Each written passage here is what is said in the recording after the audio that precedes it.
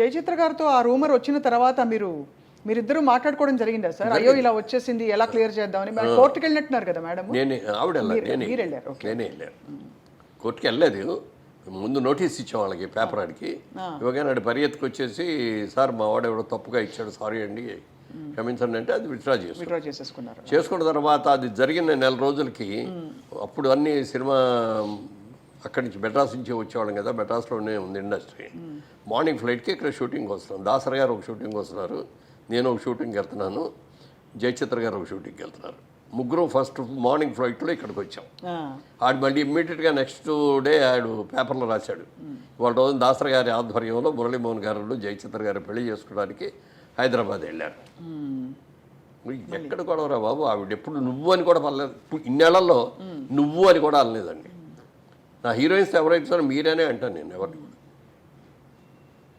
యశోదరు కూడా నువ్వు అంట, నువ్వు అన్నాను, మీరేనా అంట. కాబట్టి ఏంటంటే జయసేత్తో క్లోజ్ ఏంటంటే I treat her as my sister, అందుకని బాగా క్లోజ్గా ఉంటాం. అప్పుడప్పుడు నువ్వు అనుకోవచ్చేమో, కానీ మిగిలిన వాళ్ళు ఎవరితో కూడా నువ్వు అనే మాట అన్నాను నేను. చాలా డిస్టర్బింగ్ సార్ ఇవన్నీ. అంటే పబ్లిక్ ఇమేజ్ అందులో కొంచెం మనం అన్నిటికీ ఎఫెక్ట్ అవుతాం. అంటే ఇప్పుడైతే సోషల్ మీడియాలో ఎడపడ రాస్తున్నారు, నోటికి వచ్చినట్టు రాసేస్తారు. దాసర్ గారు అద్దాల మేడ సినిమా చేసేటప్పుడు ఓ డైలాగ్ రాశారు. దాంట్లో సినిమా వాళ్ళ మనందరం కూడా అద్దాల మేడల్లో ఉంటాం, మనం ఏ చేసిన ప్రతి పని కూడా భూతద్దాల్లో మనం చూస్తూ ఉంటారు వాళ్ళు.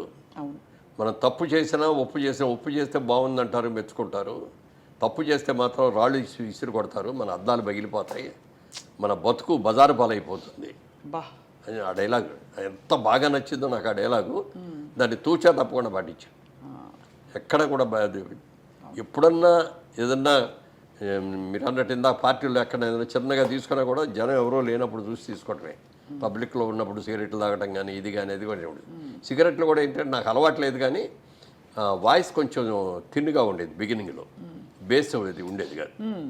అప్పుడు మ్యూజిక్ డైరెక్టర్ చక్రవర్తి గారే సలహా ఇచ్చాడు, నువ్వు చుట్టలు తాగు రోజు అన్నాడు. ఊళ్ళో ఆయన చుట్టలు కావాలి కాదండి అన్న. అయితే సిగరెట్ తాగానే ఆయనే ఫస్ట్ సిగరెట్ ఇచ్చాడు. సిగరెట్ తాగిన తర్వాత అదొక రోజుకో 10 సిగరెట్లు అని అది లిమిట్ పెట్టుకొని ఆ లిమిట్ దాటకుండా అట్లా కొన్నాళ్ళు చేశాను. మళ్ళీ అయ్యప్ప మాల వేసుకుంటే మళ్ళీ మానేసేవాడిని. మళ్ళీ మాల అది తీసేసిన తర్వాత తాగాడు. ఒక రోజున అనిపించింది, అయ్యప్ప మానేసాము కదా, 30-40 రోజులు మానేసాం, ఎందుకు కంటిన్యూ చేయాలి అని అనుకున్నాను. అంతే, మళ్ళీ మానేసాం. అంతే, అక్కడి నుంచి అది కూడా బంద్, అంతే కట్. సార్ ఇప్పుడు మీకు కృష్ణ గారు చాలా ఆత్మీయులు. కృష్ణ గారు విజయ నిర్మల్ గారు పెళ్లి చేసుకున్నప్పుడు మీరు సీన్లో ఉన్నారా? అంటే అప్పటికి నేను లేదు. అప్పటికి మీరు లేదు. అప్పుడు నేను ఆర్టిస్ట్ కాదు, కానీ మీకు ఫ్రెండ్గా పరిచయం కదా అంతకుముందు కాలేజ్ నుంచి. మీరు ముక్కులు వేలేసుకున్నారు, అయ్యో ఇలా చేశారేంటి అని కొంచెం ఫీలింగ్. అంటే బికాజ్ అంటే భార్య, he's a very good family man. అదే అమ్మాయి కూడా చాలా సంసారపక్షంగా ఉంటుంది, ఆవిడ కూడా చాలా మంచిది. కృష్ణ గారి భార్య, పిల్లలు ఇంతమంది ఉండగా ఈ టైంలో ఏ అమ్మాయి చేసుకుంటారు ఏంటి అని అనిపించింది. కానీ మీరేమి ఇంటర్ఫియర్ అయ్యేవారు కదా, ఎందుకంటే చాలా మంది విషయాలు. పెద్ద హీరో అయిపోయాడు, మనం వెళ్ళి నువ్వు ఇది చేసేది బాగాలేదు మనం చెప్పలేదు. మనకి అందరికి జనానికి తెలిసేటప్పుడు పెళ్లి చేసేసుకున్నారు. అవును రాజబాబు గారు తర్వాత తెలిసింది. అవును, చాలా ధైర్యం సార్. కానీ సక్సెస్ఫుల్గా నడిపించి ఇద్దరు, అంటే ఆవిడ కూడా అది మాత్రం అంటే భార్యగా ఉండగా రెండో భార్యను చేసుకోవడం అనేది తప్పే అయినా కూడా ఒక మంచి నిర్ణయం వాళ్ళిద్దరు తీసుకుని, అంటే ఇద్దరికి కూడా బెనిఫిట్ బాగా. అవును సార్, అవును. ఆవిడ కూడా ఒక మంచి హస్బెండ్ని చేసుకొని ఆవిడ కెరియర్ బ్రహ్మాండంగా గ్రో అయింది, హీరోయిన్గా గ్రో అయింది.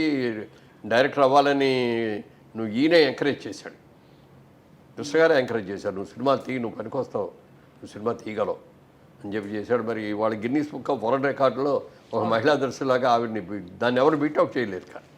కరెక్ట్ సార్, అదే అనిపిస్తుంది. అట్లా కృష్ణ గారు బాగా ఎంకరేజ్ చేశారు. అలాగే ఆవిడ కూడా కృష్ణ గారిని ఎప్పుడు ఏం కావాలో ఆయనకి అన్నీ కూడా చాలా జాగ్రత్తలు చూసుకోవటం. ఆయన చనిపోయే ముందు కూడా ఆయన కావలసిన జాగ్రత్తలు ఫ్యామిలీ అందరికీ ఏమేమి చెప్పాలో అన్నీ కూడా చెప్పింది. అంత బాగా గొప్ప. అదే అనిపిస్తుంది సార్ ఒక్కోసారి. అంటే చిన్న జీవితం, ప్రేమ కలిగితే అంటే ఎందుకు చేసుకోకూడదు అనే భావన కలగడం, అంతే కదా సార్. అవును. సో బట్ ఎనీవే సార్, మీరు మీ పందాలో వెళ్తూ మీరు ఒక వ్యాపారవేత్తగా, యాక్టర్గా, నిర్మాతగా కూడా మారారు 100 చిత్రాల తర్వాత. దానికి కారణం ఏంటి సార్? అదే బిజినెస్ ఫీలింగ్ మనసులో ఉండబట్టే నేను వచ్చిన తర్వాత మెడ్రాస్లో సినిమాలు చేయటం అంటే ఏంటి సినిమాలు చేస్తాం ఇంకేంటిది మనం బిజినెస్ మర్చిపోకూడదు కదా, మన మెయిన్ ఇది కదా అని అనుకుని అప్పుడు బిజినెస్ ఏం చేద్దాం అనుకున్నప్పుడు సినిమాలు మనమే తీస్తే బెటర్ కదా, మనమే సినిమాలు తీస్తే మనం మంచి క్యారెక్టర్లు చేసుకోవచ్చు, బాగుంటుంది అనేది ఒకటి. తర్వాత అదేవిధంగా సినిమా ప్రొడక్షన్తో పాటు 2 డిస్ట్రిబ్యూటింగ్ కంపెనీల్లో, ఒకటి హైదరాబాద్లో ఒక డిస్ట్రిబ్యూటింగ్ కంపెనీ, విజయవాడలో ఉండే ఒక డిస్ట్రిబ్యూటింగ్ కంపెనీలో షేర్ హోల్డర్గా జాయిన్ అయ్యాను. అప్పుడు నాతో పాటు నేను ఒక్కడే కాదు, కృష్ణ గారు జాయిన్ అయ్యారు, సోహన్ బాబు గారు జాయిన్ అయ్యారు, దాసర్ గారు జాయిన్ అయ్యారు, అందరూ కూడా ఇందులో ఇట్లో జాయిన్ అయిన వాళ్ళే. కానీ వాళ్ళందరూ ఆ కంపెనీ బాగాలేదని చెప్పి ఒకళ్ళకాళ్ళు ఎవరికాళ్ళే డ్రాప్ అయిపోయారు, కంపెనీ నుంచి బయటకు వెళ్ళిపోయారు. నేను ఆ కంపెనీలో నాకు అసలు ఆ కంపెనీలో వాళ్ళ ఆఫీస్కి వెళ్ళి కూర్చోవడం కానీ ఎప్పుడు కూడా జరగలేదు నాకు. ఎప్పుడో సంవత్సరానికి ఒకసారి ఎప్పుడు బాగుంది బాబు మన కంపెనీ అయినా ఆయన చెప్తే అలాగే అండి అనేవారు తప్ప ఎక్కడ ఏ రోజున ₹1 ఇదిగో లాభం వచ్చింది ఈ సంవత్సరం మీరు తీసుకోండి అని కూడా ఇవ్వలేను. తర్వాత ఇట్లా జరిగింది అని తెలిసిన తర్వాత చాలాసార్లు ఆయన దగ్గరికి లేవండి నా అకౌంట్ తేల్చేయండి సార్, నేను విత్డ్రా అవుతాను కంపెనీ నుంచి అంటే, అదే బాబు నీ అకౌంట్ చేస్తామని చెప్పి చేయలేదు.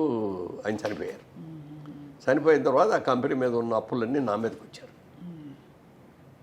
నాకేంటి సంబంధం, మీరెవరో నాకు తెలియదు, నేనెవరో మీకు తెలియదు, మీరు నా దగ్గరికి వచ్చారండి, మీరు కంపెనీలో పార్ట్నర్ కదండి, మరి మీరే తెలుసాలి. మాట్లాడితే నిజమేనండి, అది కంపల్సరీ మన మీద ఆ బాధ్యత పడుతుంది. అప్పుడు అందరిని పిలిచేసి నేను మీకు సంబంధం లేదు, నేను తీసుకోలేదు, అయినా మీరు కట్టాలంటున్నారు కాబట్టి మీరు కట్టిన డబ్బుకి నేను వడ్డీ ఇవ్వను. ఫస్ట్ నెంబర్ 1 అసలు అమౌంట్ ఎంత అయితే ఆ అమౌంట్లో 50% ఇస్తాను నేను అంతకంటే ఎక్కువ ఇవ్వలేను, నా దగ్గర అంత సంపాదన కూడా లేదు. దానికి మీరు ఇష్టం అయితే ఇచ్చేస్తాను, లేకపోతే నేను ఇవ్వలేను, మీరు ఏం చేసుకుంటారో చేసుకున్నాను. అలా 6 రోజులు ఆలోచించుకొని సరే అంతే ఇవ్వండి అన్నారు. అది అప్పటికి ఇచ్చేస్తే అప్పుడు దాకా నేను సంపాదించింది సరిపోయిందండి. అంటే మాటకు నిలబడాలి కదా. అంతే.